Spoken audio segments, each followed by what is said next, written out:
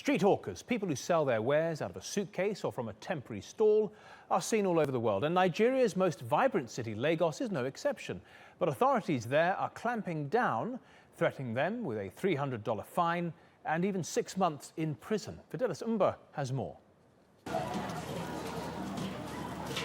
This is Mama Biliki's morning ritual. She's up at dawn preparing bags of popcorn that she hopes to sell by the roadside.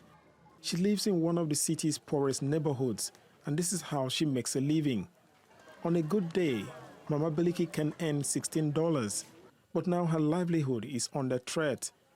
The local governor is cracking down on vendors like her.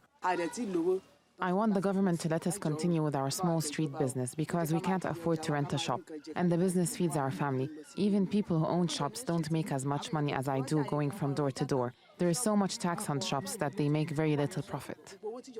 Hawking is a way of life in Lagos. In the financial hub, sellers weave through traffic looking for customers. Books, DVDs, food, drink. You could almost do your weekly grocery shopping while sitting in your car. But the governor, Akinwumi Ambode, says street vendors are an environmental nuisance and a security threat. We are not criminals. We have certificates. We are trained on what we are doing here. Most of us are trained. And regular jobs are not easy to come by.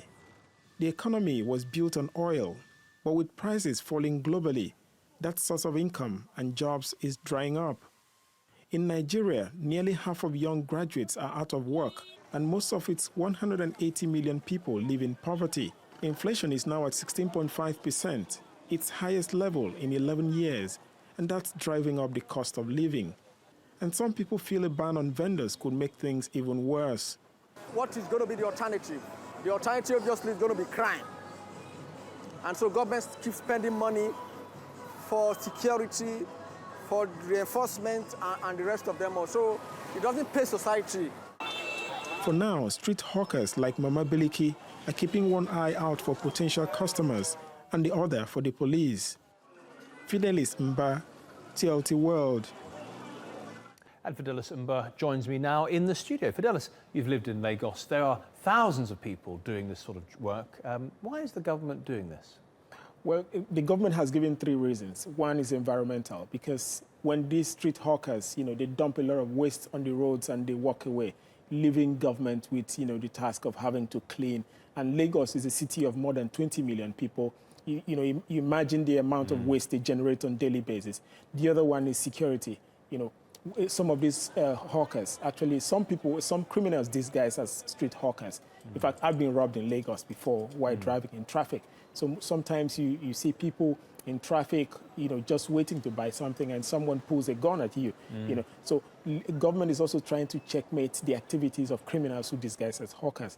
And then the issue of people actually obstructing traffic, because some of the roads have been taken over by these street hawkers. So it sort of adds to the chaos. Yeah. Really. So and Lagos, is known for its traffic, terrible traffic, and with these street hawkers also constituting nuisance on the road and obstructing traffic, it adds to the problem. The unintended consequence is that many of the people who are legitimately trying to make a living and not using this as a way to conduct crime may be pushed out of that job and into crime. And we heard that in your report.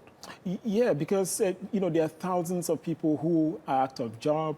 Either some have been kicked out of their jobs, especially recently. There've been a lot of some companies have had to shed their workforce because of the worsening economic crisis in Nigeria.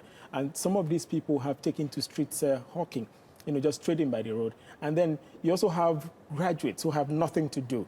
You also have artisans who don't even have electricity to be able to power whatever, jobs they do. So some of them, as more like as a part-time and also trying to generate income, engage in street trading. So by the time you take them off, what are they going to do? These are people that also have people depending on them. They have families. Yes. Yeah. Well, you mentioned that nearly half the young are out of work. Some of these street hawkers are actually graduates.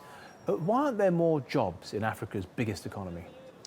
Well, the Nigerian government, the president, Muhammadu Buhari, did promise that he's going to provide thousands of jobs when he gets into office. But the reality on the ground is the international, the fall in international oil prices affected Nigeria a lot because Nigeria's economy is highly dependent on oil.